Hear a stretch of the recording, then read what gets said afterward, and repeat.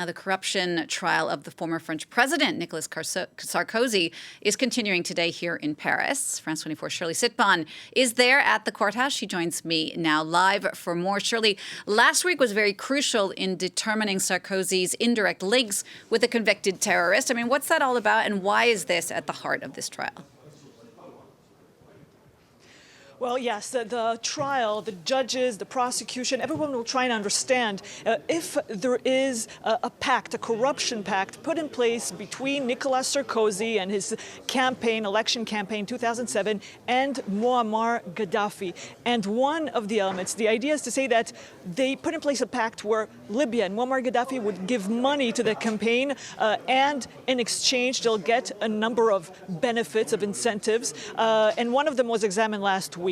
It's the question of Abdallah Senussi. Who's Abdallah Senussi? He's a convicted terrorist, a man who was convicted for planning several terrorist attacks, including the explosion of a French plane that killed 170 people. And the prosecution found out there's an idea that Nicolas Sarkozy and his campaign promised to Muammar Gaddafi to clear Abdallah Senussi's name. Abdallah Senussi was the head of Libya's intelligence. He's also the brother-in-law of Muammar Gaddafi.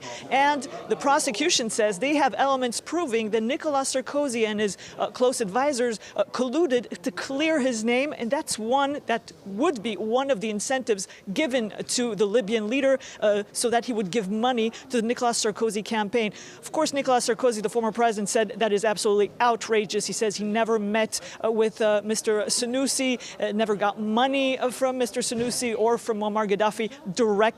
But the prosecutors said, well, you didn't meet with him directly, but your two closest advisors, the head, the manager of your campaign, well, he did meet with Senussi in 2005 at the beginning of this pact. Another of your closest friends met with him as well. And so they had to answer to that. They said they didn't do it deliberately. They didn't know they were meeting with that man. And Nicolas Sarkozy said, it's not my fault. I'm not responsible for the people who my advisors meet with. I'm not responsible for their actions. So that was extremely emotional because the families of the victims of that terrorist attacks were there. And they said, we'll be coming every day because we want to know if the memory of our parents, children, spouses, well, they were a bargaining chip for Nicolas Sarkozy. That was extremely powerful. Shirley, thank you for that. Shirli Sitbon there reporting for us from Nicolas Sarkozy, the former French president's corruption trial.